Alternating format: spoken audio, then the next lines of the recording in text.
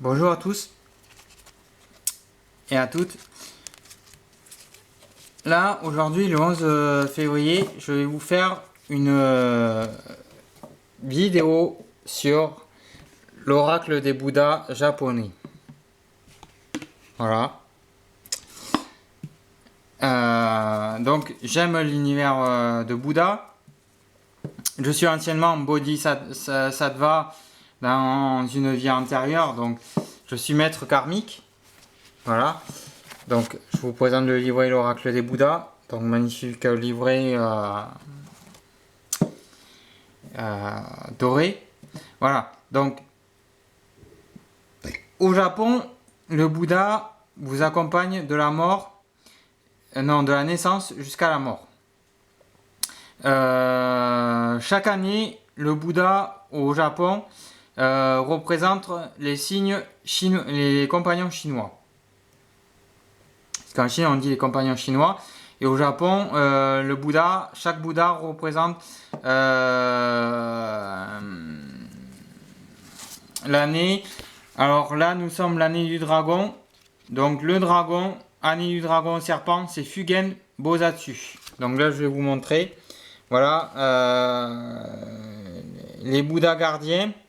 Donc, année du rat, Senju, Sengen, Sengenkan, Jizai Bosatsu. Année du buffle, tigre, Kokutsu, Kokuzo, pardon, Bosatsu. Année du lièvre, Monju Bosatsu. Serpent, Fugen Bosatsu. Année du cheval, Daiseishi Bosatsu. Année du mouton singe, Daineshi Nyorai. Année du coq, Fudo Miyo. Année du chien, cochon, Amida Nyorai. Alors, Amida Nyorai est le grand-père et le principal des Bouddhas. C'est lui le vénérable. Ensuite, il s'ensuit la grand-mère et le fils. Donc, il y a... Voilà. Dans les Bouddhas, c'est une famille. C'est comme...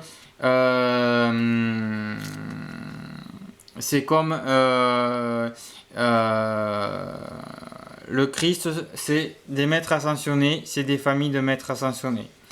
Donc là, premier tirage, nous avons Kokuzo Bosatsu. Donc, deuxième carte, nous avons Kongo Zao Kongen. Non, Gongen, pardon. Troisième carte, nous avons Jizo Bosatsu. Quatrième carte, nous avons Nico Bosatsu et Gakko Bosatsu, deux frères jumeaux. Cinquième carte, nous avons Fudo Miyo. Voilà.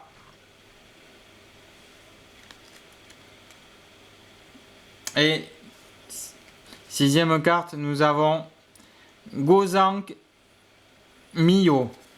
D'accord? Je reviens. J'en ai pas pour longtemps. Je vais éteindre le feu. Voilà. Voilà, donc je reviens. Voilà pour le tirage. Donc, il y en a qui sont bons, il y en a qui sont mauvais, mais même en étant mauvais, ils sont bons parce qu'ils ont quelque chose à vous dire. C'est tous en général les protecteurs. Alors, si j'ai tiré...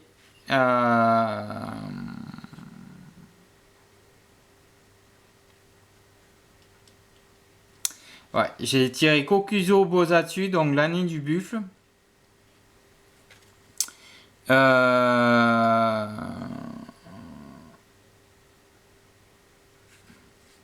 Fudo Miyo, l'année du coq, d'accord. Et c'est pour voir qui c'est qu'il y a, si j'en ai tiré et qui parle. Voilà. s'il y en a qui sont dans les années. Donc voilà les deux.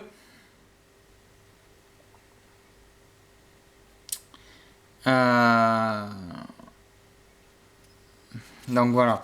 Alors,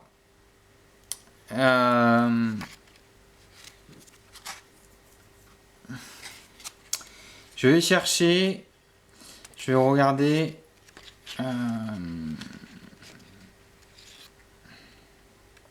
Pour vous expliquer, pour vous dire qu'est-ce qui. Alors, déjà, je vais vous expliquer. Je vais vous dire Gonzake Miyo. Mantra. Om Sumba Nizumba Hum Vajra Hum Fat. Roi de la connaissance ayant vaincu les 3 poisons. La déesse hindoue Parvati. Le dieu hindou Shiva. Donc, Gonzaku Miyo, il est la déesse Parvati. À gauche. Non, il a vaincu la déesse Parvati. Et il est le dieu hindou Shiva. Donc, laissez vos pensées égoïstes. Laissez votre besoin de choses. Réfléchissez à ce que vous voulez et à ceux pour qui vous voulez faire quelque chose. Trouvez un équilibre avec ceux dont les opinions sont différentes des vôtres. Voilà, dans la sagesse bouddhique, même si vous êtes extrêmement capable et en mesure d'accomplir divers tâches en même temps, ne devriez-vous pas aussi être un peu égoïste de temps à autre? Les gens veulent-ils vraiment ce que vous pouvez faire pour le bien des autres? Pensez un peu, prenez un peu de recul et regardez objectivement l'image globale. Essayez de vous mettre à leur place. Vous ne pouvez pas les changer juste parce qu'ils ne pensent pas comme vous. Admettez les bons points présents chez les autres et trouvez un moyen de les accompagner, pas de les contrôler. Donc ça, c'est un message de Gozank Miyo. Plus de détails. Gozank Miyo est la manifestation terrible de Ashuku Nyorei. Rempli d'une juste colère, le nom Gozank fait référence aux 3 passés, le passé, le présent et l'avenir, ou pour le bien de l'humanité. Il réprime les 3 poisons, la concupiscence, envie insatiable d'argent, de biens, de sexe, la colère, aversion égoïste, et l'aveuglement, incapacité de voir les choses telles qu'elles sont réellement. Parce qu'on ignore la vérité bouddhique, Gozank Miyo efface nos pensées noires et aide à étouffer notre colère. Il possède aussi la capacité de vaincre les démons avec la force incroyable pour laquelle sont connus les rois de la sagesse. Bienfait, protection contre les désastres, vertu, latent qui éclaire la voie vers l'éveil, victoire au combat. Donc ça, c'est la dernière carte. Voilà. C'est Gozank Miyo. Le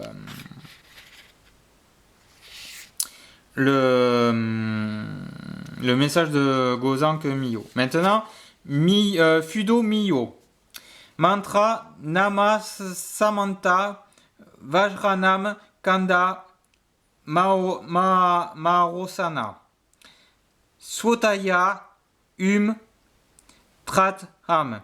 Chef de file des 5 grands rois de la sagesse et manifestation de Daineshi Nyorai. Donc il a un sabre tranchant et il a la corde Kensaku.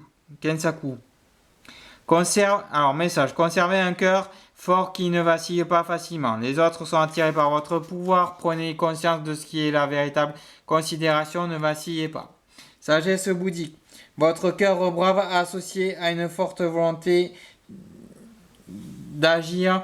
Tiens bon, ne vacille pas facilement. Vous prenez souvent l'initiative, laissant vos actions parler pour vous. De ce fait, certains risquent de vous trouver intimidant au premier abord, bien que vous soyez par ailleurs loyal, toujours prévenant et gentil envers autrui.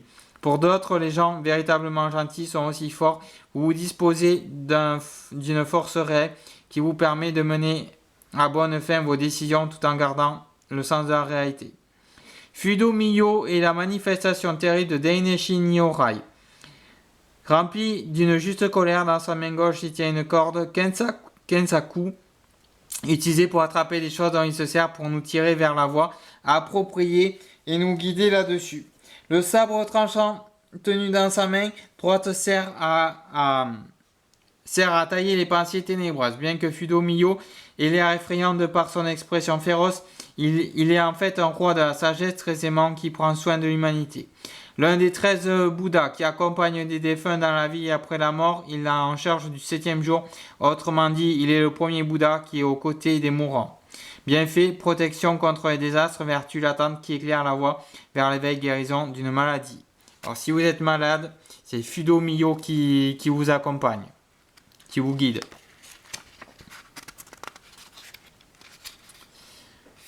Alors, 23, Nikko Bosatsu et Gakko Bosatsu. Mantra Om Rupodiyota Svaha Om Kandrapabaya Svaha. Aide de Yakushi Nyorai et gardien du jour et de la nuit. Donc là, vous voyez, il porte le disque solaire, disque du soleil, ça fait penser à Ra. Disque de la lune, donc c'est le jour et la nuit. Les deux sont le jour et la nuit. Appréciez le fait que chacun a un rôle différent. Ne vous laissez message. Appréciez le fait que chacun a un rôle différent. Ne vous laissez pas limiter par votre rôle. Soyez heureux et rendez les autres heureux. Harmonie. Sagesse bouddhique, nous sommes ici pour offrir du soutien afin que vous puissiez continuer à œuvrer en douceur. Chaque personne a son rôle et l'important est de s'amuser tout en le remplissant. Quel que soit votre rôle, fournir un excellent service, créer un art qui apaise l'esprit, transporter des choses, ce monde fonctionne sans à-coup quand les gens sont heureux et satisfaits de leur travail. Le soleil remplit un rôle vital en entretenant toute la vie de la Terre. L'éclat de la lune procure un sommeil paisible à l'humanité. Les deux rôles sont tout aussi importants. Soyez fiers de ce que vous faites. Donc voilà. Plus de détails. Nikko Bosatsu et Gakko Bosatsu se tiennent de part et d'autre de Yakushi Nyorei formant la triade Yakushi. Nikko Bosatsu est la lumière étincelante du soleil éclairant l'humanité et éliminant avec ses rayons les ténèbres de notre cœur. Gakko Bosatsu est la compassion profonde de l'éclat de lune et représentant le parachèvement de notre sagesse au fil de notre voyage spirituel, à exemple de la lune croissante qui s'arrondit lentement de plus en plus jusqu'à devenir la pleine lune, aide bienveillante de Yakushi Nyorai. Nikko Bosatsu et Gakko Bosatsu sont respectivement en charge du jour et de la nuit. Bienfait, protection contre les désastres et contre les ténèbres. Donc il faut les invoquer pour les désastres et contre les ténèbres, ils vous aideront et répondront à votre appel. Donc là, j'ai Kokuzo Bosatsu. Donc on passe ici. Donc Kokuzo Bosatsu en bleu. Voilà. Qui est sur une fleur de lotus. Alors, il a la gemme Shintamani.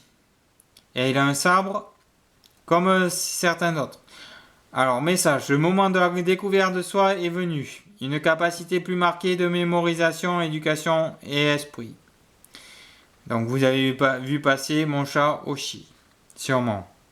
Favorisez votre spécialisation. Ça, donc, message. Enfin, ça c'était capacité. Sagesse bouddhique, en ce moment même, vous êtes connecté à une réserve illimitée de sagesse. Votre mémoire a son summum. Le moment est venu d'apprendre. De nombreuses occasions d'acquérir de savoir vous entourent. Trouvez laquelle vous intéresse. Le plus souvent, et poursuivez-la jusqu'au bout. Il y a des choses qui suffisent de vous expliquer une fois pour les comprendre, mais ce n'est pas le cas de toutes. Certaines requièrent une étude et une pratique répétée sur de longues périodes avant que vous arriviez à véritablement comprendre leur nature. Plus de détails. Kokuzo signifie magasin illimité. Le magasin est rempli de sagesse et de bonne fortune. Et Kokuzo Bosatsu a le pouvoir de puiser dedans, à sa guise afin de réaliser les vœux de l'humanité. On dit aussi qu'il possédait un don particulier en termes de mémoire. Et ceux qui psalmodient son mantra 1 million de fois obtiendront une mémoire à toute épreuve. Ils n'oublieront rien de ce qu'ils apprendront. La gemme Shintamani qu'il tient représente les bienfaits. Le sabre représente la sagesse. Grâce à sa sagesse illimitée, Kokuzo Bosatsu apporte le salut de l'humanité. Bienfait, sagesse, prajna, mémorisation, réalisation des vœux. Donc voilà, ça c'est Kokuzo Bosatsu. D'accord? Il est l'un des maîtres ascensionnés, je crois, les plus puissants des Bouddhas de ce jeu-là. Ok? Alors, donc, pas très loin, il y a Kongo Zao Gongen. Donc, la manifestation des prières de la secte Ano Gyoja. Mettez-vous délibérément dans une situation difficile, une fantaisie dont vous avez réellement besoin. Donc, ça, c'est ses capacités. Il a les capacités de mettre délibérément dans une situation difficile. Une fantaisie dont vous avez réellement besoin. Ne faites pas de compromis, Parvenez à un point que nul n'a jamais atteint auparavant. Donc, sagesse bouddhique, son message, parfois choisir la voie la plus difficile est juste ce dont vous pouvez avoir bien besoin. Bien entendu, il faut du courage pour faire délibérément le choix d'une gageure. Toutefois, il y a certaines choses que vous pouvez découvrir qu'en prenant la route la moins empruntée. Tout autour de vous, il y a des chemins faciles à suivre, et alors que certains choisissent peut-être une voie bien lisse, rien ne garantit qu'il n'y aura pas des hauts et des bas quelque part en cours de route. Si vous abordez votre voie avec détermination, donc lui, il a le Vajra à 3 dents. C'est un peu le Poséidon.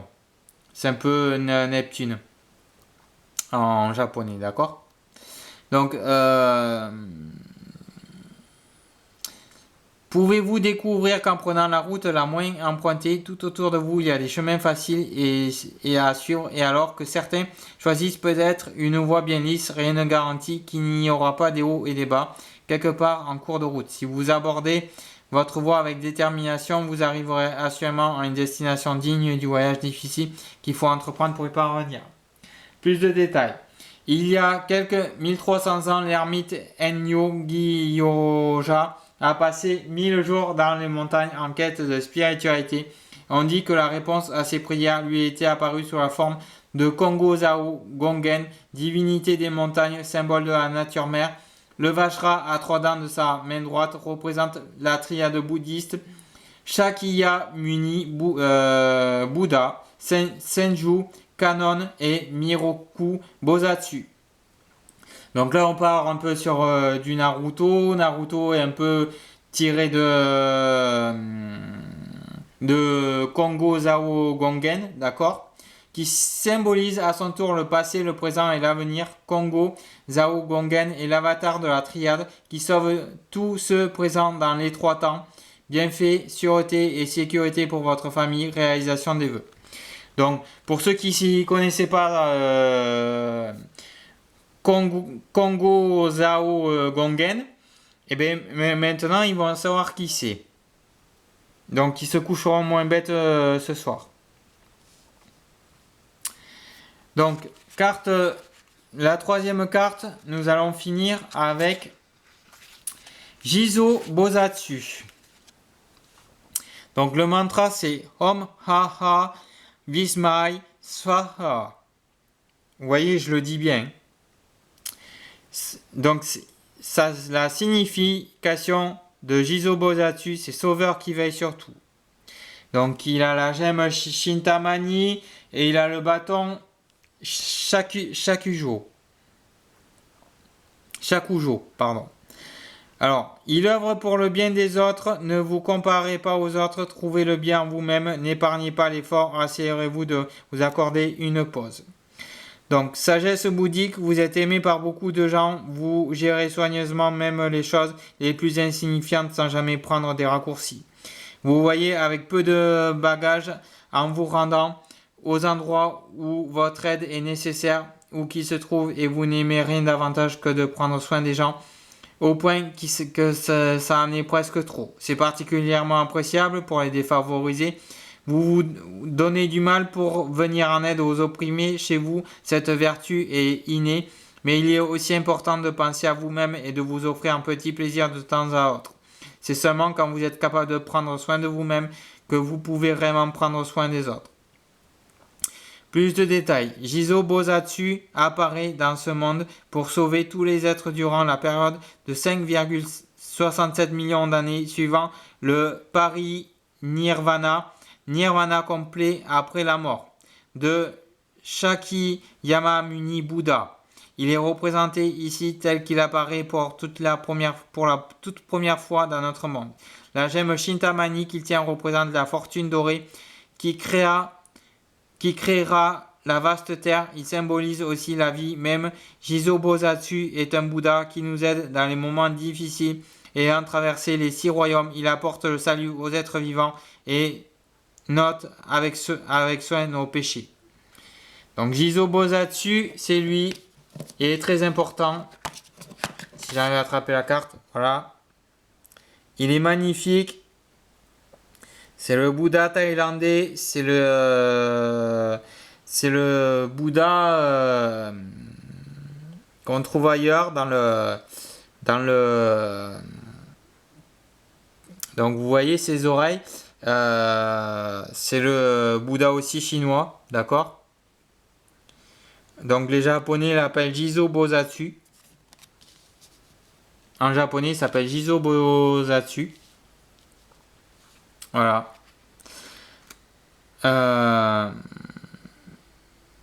Donc il symbolise la vie. Même Jizo Bosatsu est un Bouddha qui nous aide dans les moments difficiles ayant traversé les 6 royaumes. Il apporte le salut aux êtres vivants et note avec soin nos péchés.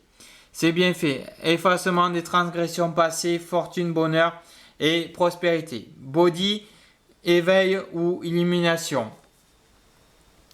Donc, moi je suis un ancien bodhisattva, donc dans une vie antérieure. Donc, je connais l'éveil ou l'illumination, d'accord? Donc, je connais la lumière. Je fais partie entre autres des Bouddhas, parce que je suis un ancien leader bouddhique. J'ai guidé certains peuples asiatiques, d'accord, dans la lumière et dans l'éveil. C'est pour ça que je parle aussi très bien le japonais, puisque je fais partie de ce monde-là. C'est mon univers et c'est mes bagages. Donc voilà. Alors,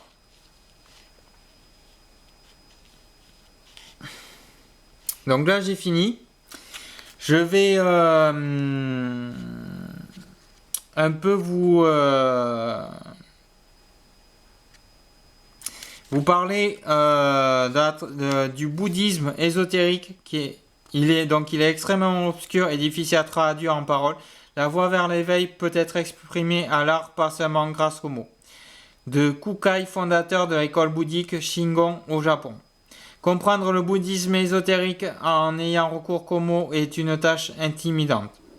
Le grand Daineshi Nyorai nous apparaît sous bien des formes différentes. Ces formes, les caractères sanscrits qu'ils accompagnent et les objets qui tiennent chaque Bouddha sont des indices révélateurs guidant vers une meilleure compréhension. Ce livre présente les significations de chaque Bouddha, ainsi que leurs mantras. Selon Kukai, les mantras sont quelque chose de singulier. Les ténèbres de votre cœur s'estompent juste en les psalmodiant. Chaque mot renferme une mesure infinie de vérité, ouvrant vos yeux à la sagesse prajna de Bouddha. Chaque Bouddha a son propre mantra. Lorsque vous psalmodiez ce mantra-là, les ténèbres qui infestent votre cœur se dissipent, vous rapprochant du Bouddha respectif jusqu'à que vous ne formiez qu'un. Les mantras sont transmis de maître à disciple de génération en génération et sont réversés en tant que paroles de vérité absolue. Les cartes de l'oracle des Bouddhas ont été publiées avec l'aide de l'illustratrice Miki Okuda, qui a réalisé les beaux Bouddhas décorant chacun d'entre elles, et de Kazuhiko Otsuka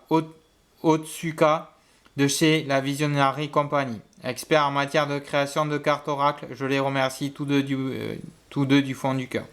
J'espère que chacun d'entre vous trouvera une connexion avec les Bouddhas et que ces cartes vous rapprocheront de la compréhension et de l'éveil. Yuzui Kotaki, vice-prêtre en chef du temple Meigi no Nozan Renjuen.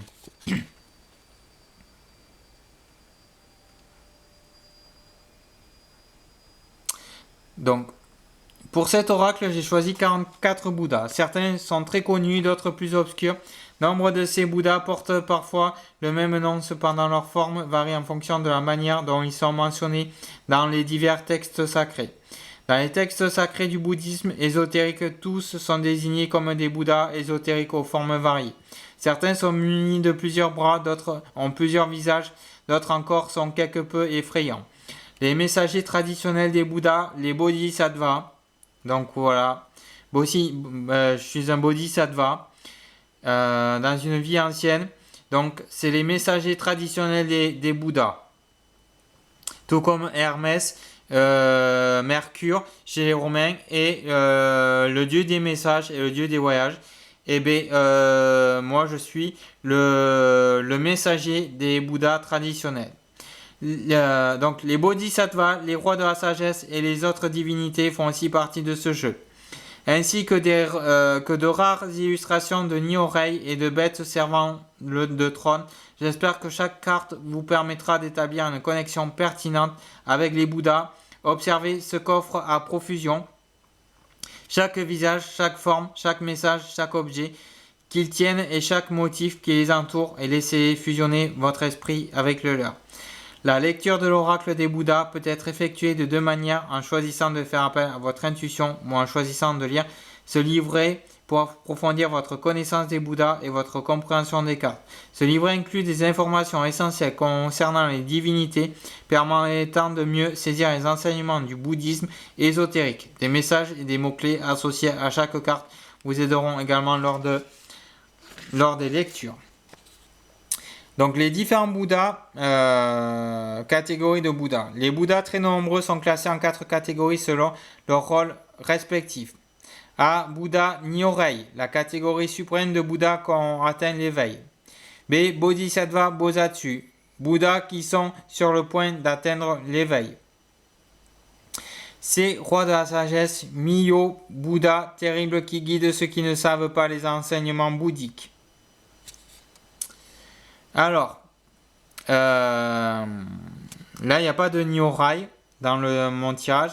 Mais par contre, il y a Bosatsu, d'accord, Kokuzo Bosatsu, Jizo Bosatsu, les jumeaux Bosatsu. Voilà. Donc, eux, Bodhisattva.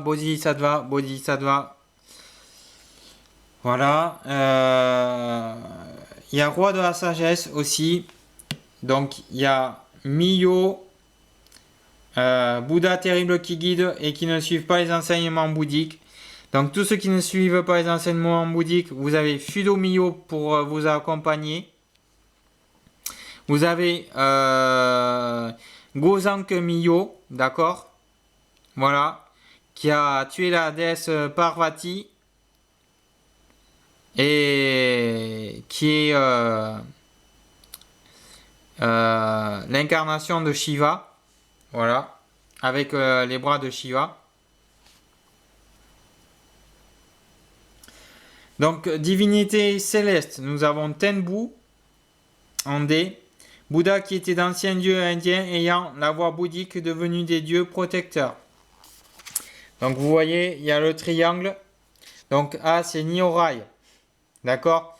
Nyorai est le grand-père des Bouddhas qui ont atteint les... voilà, il est en haut de la pyramide. Ensuite, il y a Bodhisattva Bosatsu. D'accord? Qui sont sur le point d'atteindre l'éveil. Donc atteindre l'éveil, c'est pas mal. C'est là. C'est en dessous de la pyramide. C'est pas mauvais. Les rois de la sagesse, Mio, ceux qui n'ont pas encore atteint la sagesse bouddhique, les enseignements bouddhiques qui sont là, sont accompagnés par les Mio. Et les Tenbu, divinités célestes, ceux qui étaient d'anciens dieux indiens ayant choisi la voie bouddhique devenus des dieux protecteurs. D'accord? Donc, voilà. Donc, les 6 royaumes et les 6 canons. Une maxime japonaise ancienne dit, si vous mentez, Henma-sama vous arrachera la langue. Henma-sama, souverain du monde souterrain, demeure dans le royaume des enfers. Le plus bas des 6 royaumes, le plus haut étant le royaume des dieux. Tous les êtres humains existent dans le royaume des hommes. Le royaume dans lequel nous renaissons dépend de nos actions. Évidemment. Tant bonne que mauvaise. C'est là le cycle de la renaissance. La seule manière de briser ce cycle est d'atteindre l'éveil. Le but final de tous ceux qui suivent la loi du bouddhisme. Chacun des 6 formes particulièrement connues de canon correspond à l'un des 6 royaumes et sauve ceux qui errent perdus. Donc le royaume des dieux, blanc, Niyuarin, Kan, Jizai, Bosatsu, Niyuarin, Kanon, le royaume où demeurent les divinités célestes. Donc là, on n'a pas Jizai Bosatsu. Bon, c'est pas grave. Royaume des hommes, jaune, Jundei, Kan, Jizai Bosatsu, Jundei Kanon, notre monde humain. Royaume des antidieux, bleu, Juishimen, Kan, Jizai Bosatsu et Jishimen Kanon, un monde de violence miné par le combat. Donc le royaume des animaux, pour ceux qui aiment les animaux, en vert, bateau, Kan, Jizai Bosatsu, bateau Kanon, un monde où les vaches et les chevaux vivent en suivant leur instinct. Donc là, nous sommes dans le monde 4. Royaume 5, royaume des serpents affamés, rouge, Senju, Sengen, Kan, Jizai Bosatsu, Senju Kanon.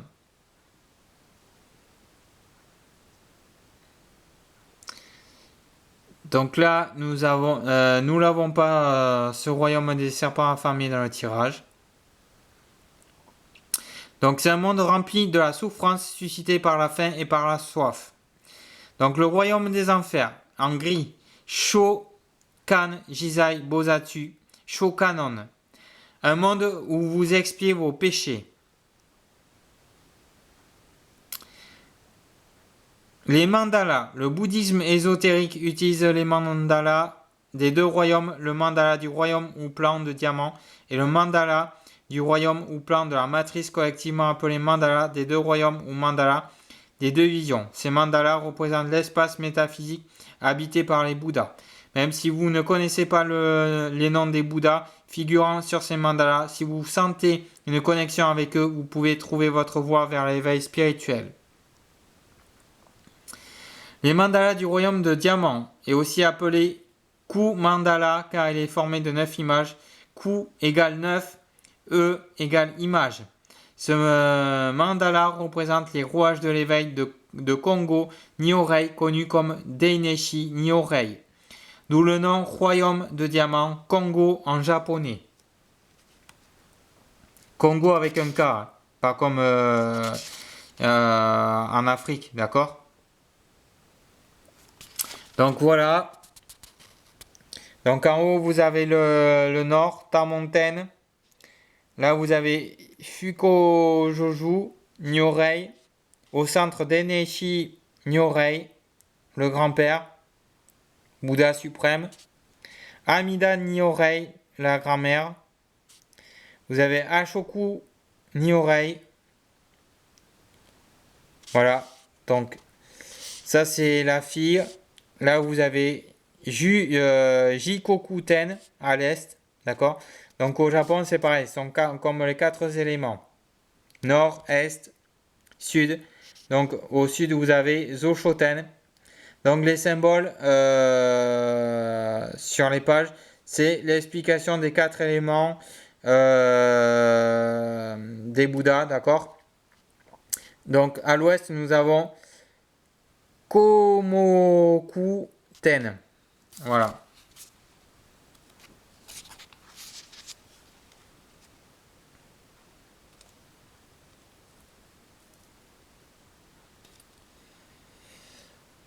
Voilà, voilà. Alors, le livre est extrêmement long à lire. L'explication des Bouddhas est extrêmement longue. Donc, les Bouddhas gardiens. Donc, l'année du rat, c'est Senju, Sengen, Kan, Jizai, Bosatsu. L'année du buffle, c'est tigre, c'est Kokuzo, Bosatsu. L'année du lièvre, c'est Monju, Bosatsu. L'année du dragon, serpent, Fugen, Bosatsu. L'année du cheval, Deizeishi Bosatsu. Année du mouton, singe, Deineshi Nyorai. Année du coq, Fudo Miyo. Année du chien, cochon, Amida Nyorai. Donc moi c'est année du rat, Sengen Kan Jizai Bosatsu. D'accord? Puisque l'année du rat c'est le premier. Le rat est chez les Chinois l'animal intellectuel. Très intellectuel d'ailleurs. Très malin. Le rat actuellement sert pour beaucoup de choses. Voilà. Donc là, nous avons Fudo Miyo pour ceux qui sont année coq. D'accord, ceux qui sont coqs. Donc ça, c'est leur Bouddha. Voilà.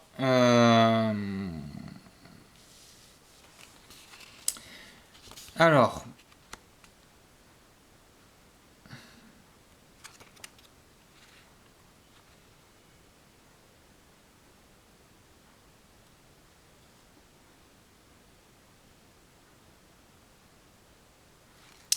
Donc normalement, il y a... il faut le faire le tirage, voilà, mais faut le faire comme on dit dans le livret, mais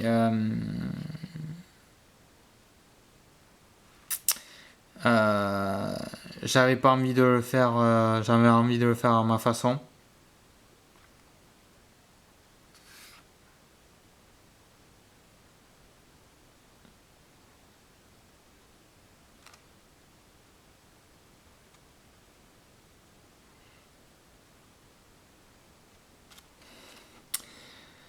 Voilà, voilà. Donc, si cette vidéo vous a plu, n'hésitez pas à liker, à mettre des pouces. Pour ceux qui ne sont pas abonnés à ma chaîne, abonnez-vous. Je fais des tirages de guidance un peu comme ça. Je présente divers oracles. Comme là, l'oracle des Bouddhas. Donc là, je vous ai amené au Japon à travers la sagesse bouddhique. Voilà. Avec les différents maîtres Bouddha. Donc là, c'est une forme d'éveil, d'illumination. Je vous amène dans l'éveil, l'illumination, dans la lumière bouddhique. Pour chasser l'ombre qui est en vous, qui sommeille en vous. Et peut-être que vous aurez des messages bouddhiques des différents Bouddhas, suivant votre signe astrologique chinois, qui est lié au Bouddha japonais, à différents Bouddhas japonais. Voilà, voilà.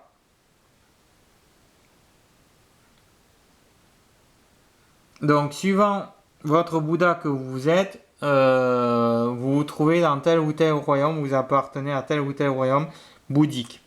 Soit vous êtes un dieu Bouddha, soit vous êtes un bodhisattva, ou soit vous n'êtes pas du tout dans l'éveil et vous commencez, donc vous avez un grand niveau à parcourir. Ça, c'est à voir où vous en êtes. Pour ça, il faut que vous achetiez l'oracle des Bouddhas pour savoir. Voilà, voilà. Donc, c'était Anthony Garin de la chaîne YouTube. Donc, ceux qui n'ont pas encore vu mes vidéos et qui ne sont pas encore abonnés, abonnez-vous à ma chaîne. Ça ne mange pas de pain.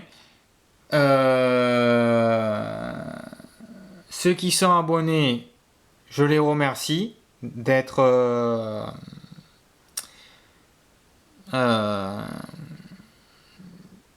de faire partie de ma chaîne YouTube. Ceux qui ne sont pas encore abonnés, c'est avec plaisir de partager cette vidéo avec eux. Toujours plus abonnés, mais ça fait plaisir.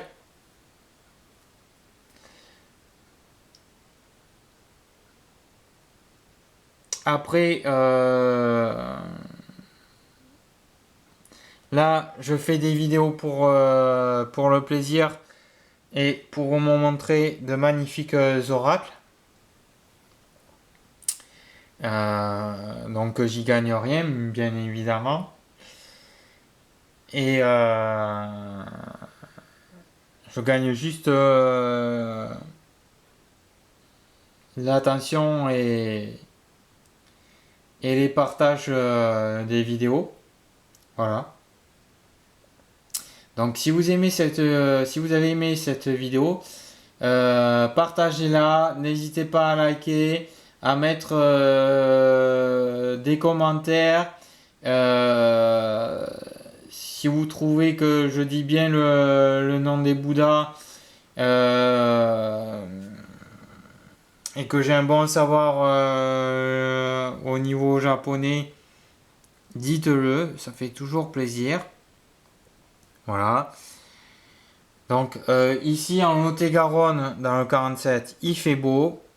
Bon, il y a quelques averses quand même, mais il fait beau. Voilà, voilà. Et je vous dis au revoir et à très bientôt. Avec la sagesse et l'éveil des Bouddhas. Et avec votre cœur bouddhique. Et votre illumination bouddhique. Aussi. J'espère que cette vidéo vous aura plu. Pour ceux qui sont fans du Japon et des Bouddhas, comme Monsieur Mi. Voilà.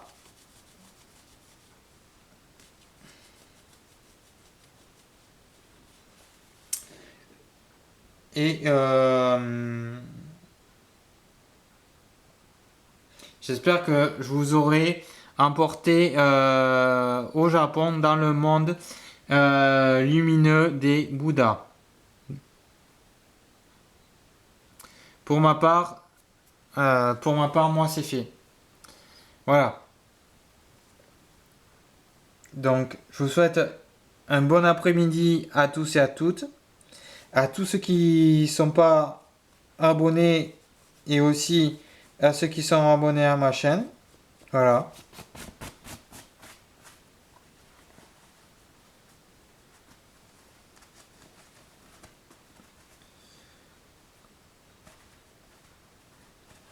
Donc là, avant de couper, je vous laisse regarder vite fait les magnifiques Bouddhas.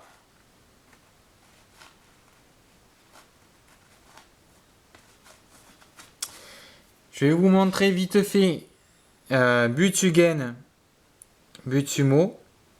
Voilà. Magnifique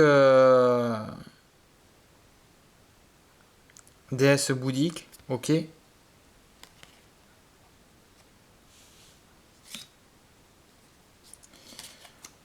Là, nous avons les Miyo, vous les avez vus.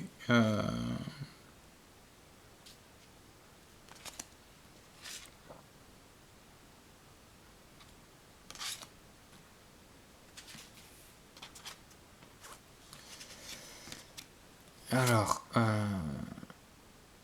ah oui, Tarmontaine. Donc là, nous avons le nord avec Tarmontaine dans le cadran que je vous ai montré. Voilà. Donc là, je vous montre quelques Bouddhas, des éléments. Voilà. Voilà, voilà. Donc, j'ai fini la vidéo. Et